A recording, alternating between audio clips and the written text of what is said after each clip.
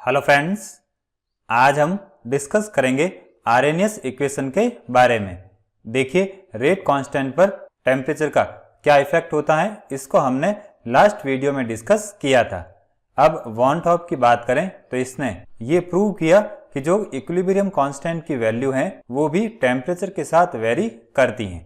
अब von top के इस सजेशन को आर्हेनियस ने एक्सटेंड किया और एक हाइपोथेसिस दी, जिसके अकॉर्डिंग किसी भी रिएक्शन में सिस्टम के जो सारे मॉलिक्यूल्स होते हैं वो केमिकल रिएक्शन में पार्टिसिपेट नहीं करते हैं। मींस हम कह सकते हैं कुछ certain number of molecules he react करते हैं या केमिकल रिएक्शन में पार्टिसिपेट करते हैं, और इन रिएक्टिंग मॉलिक्यूल्स को हम एक्टिव मॉलिक्यूल्स कहते हैं। अब केमिकल रिएक्शंस में जो मॉलिक्यूल्स पार्टिसिपेट नहीं करते हैं उनको हम पैसिव मॉलिक्यूल्स कहते हैं, और जब कोई केमिकल रिएक्शन होती है तो उस केस में पैसिव और एक्टिव मॉलिक्यूल्स के बीच में एक इक्विलिब्रियम स्टेबलाइज हो जाता है, जिसको हम इस तरह से रिप्रेजेंट कर सकते हैं। यहाँ पर m मॉलिक्यूल्स को रिप्रेजेंट कर रहा है।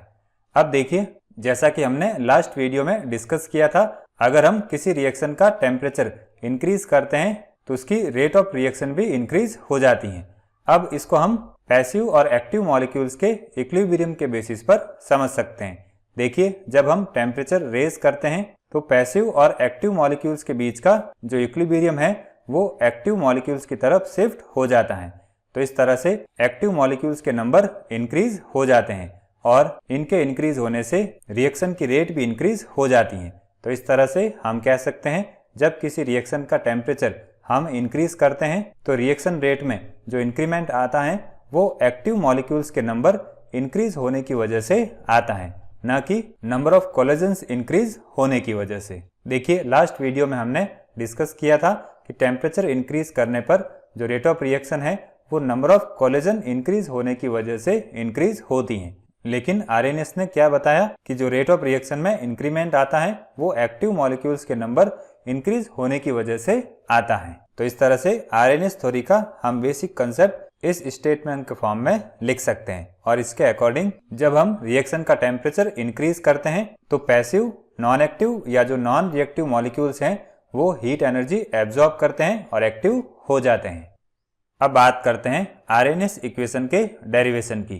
तो इसके लिए हम एक रिवर्सिबल रिएक्शन कंसिडर कर रहे हैं। अब फॉरवर्ड रिएक्शन की रेट की बात करें तो उसकी वैल्यू ये हो जाएगी, यहाँ पर K1 कांस्टेंट हो जाएगा, और बैकवर्ड रिएक्शन की रेट ये हो जाएगी, यहाँ पर K2 कांस्टेंट हो जाएगा। अब जैसा कि हम जानते हैं इक्विलिब्रियम स्टेट पर फॉरवर्ड रिएक्शन और बैकवर्ड रिएक्शन की रेट इक्वल हो जाती है। अब हम अगर K1 और K2 का रेशियो फाइंड आउट करते हैं तो उसकी वैल्यू ये आती है, और K1 अपॉन K2 को हम Kc से डिनोट कर सकते हैं, और Kc यहाँ पर इक्विलिब्रियम कांस्टेंट हो जाएगा और इसकी वैल्यू K1 अपॉन K2 हो जाएगी। अब थर्मोडायनेमिक्स की वॉन टॉप इक्वेशन की बात करें तो उसको हम इक्वेशन 2 की फॉर्म में रिप्रेजेंट कर सकते हैं। अब इक्वेशन 2 में हम Kc की वैल्यू इक्वेशन 1 से पुट करेंगे तो यहाँ पर K1 अपॉन K2 आ जाएगा। अब इसको हम इस फॉर्म में भी लिख सकते हैं। यहाँ पर जो डेल E है उसकी वैल्यू E2 माइनस E1 होती है। अब देखिए, वॉन टॉप ने ये प्रपोज किया कि जो इक्वेशन नंबर 3 है उसको हम दो इक्वेशन में स्प्लिट कर सकते हैं। एक इक्वेशन ये हो जाएगी, यहाँ पर हम K1 और E1 ले लेंगे, और दूसरी इक्वेशन ये हो जाएगी जिसमें हम K2 और E2 ले लेंगे। यहाँ पर जो कैपिटल I है वो कांस्टेंट हो जाएगा, और वॉन टॉप ने ये ऑब्जर्व किया कि जो कैपिटल I या जो कांस्टेंट है वो टेम्परेचर पर डिपेंड नहीं करता है। तो इस वजह से इक्वेशन 4 और इक्वेशन 5 में जो I की वैल्यू है वो 0 हो जानी चाहिए। तो इस तरह से हम इक्वेशन 4 और इक्वेशन 5 को 6 और 7 के फॉर्म में लिख सकते हैं, और जो इक्वेशन 6 और 7 है उन्हीं को हम आर्हेनियस इक्वेशंस कहते हैं। अब इसकी इंटीग्रेटेड फॉर्म क्या होगी, तो इसके लिए हम इक्वेशन 6 और 7 को इंटीग्रेट करेंगे तो हमारे पास इक्वेशन नंबर 8 और 9 आएगी। यहाँ पर जो A है वो कांस्टेंट हो जाएगा। अब इक्वेशन 8 और 9 को हम इस फॉर्म में भी लिख सकते हैं, और जो इक्वेशन 10 और 11 ऑक्टेन होती हैं उसको हम जनरल फॉर्म में इस तरह से लिख सकते हैं। यहाँ हमने K1 और K2 की जगह सिर्फ K लिख दिया है, और E1 और E2 की जगह हमने EA लिख दिया है।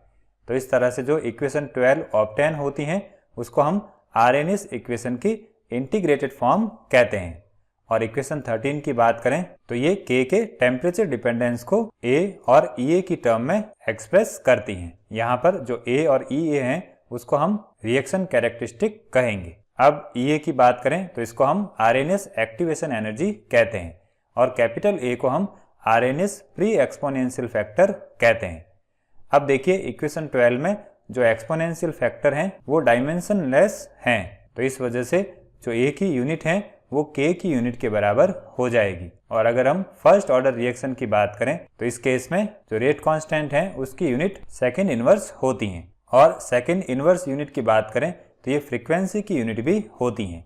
तो इस तरह से हम कैपिटल A को फ्रीक्वेंसी फैक्टर भी कह सकते हैं और EA और कैपिटल A को हम आरएनएस पैरामीटर्स कहते हैं। अब इक्वेशन 12 का अगर हम लॉग लेते हैं तो हमारे पास इक्वेशन 13 आती है और इक्वेशन 13 की हेल्प से हम EA और कैपिटल A की वैल्यू फाइंड आउट कर सकते हैं। इसके लिए हमें ln K को 1/t के अगेंस्ट प्लॉट करना होगा जिससे कि एक स्ट्रेट लाइन ऑब्टेन होती है। अब इस स्ट्रेट लाइन से जो स्लोप ऑब्टेन होता है उसके हेल्प से हम EA की वैल्यू फाइंड आउट कर सकते हैं और जो इंटरसेप्ट ऑब्टेन होता है उसकी हेल्प से हम A की वैल्यू फाइंड आउट कर सकते हैं। इसी तरह से हम EA की वैल्यू एक और तरीके से ऑब्टेन कर सकते हैं। इसके लिए हम इक्वेशन 13 को टेम्परेचर के रेस्पेक्ट में डिफ्रेंशिएट करेंगे तो हमारे पास इक्वेशन 14 आएगी। फिर इक्वेशन 14 को हम टेम्परेचर की लिमिट्स T1 और T2 और रेट कांस्टेंट की लिमिट K1 और K2 के बीच में इंटीग्रेट करते हैं तो हमारे पास ये इक्वेशन आती है।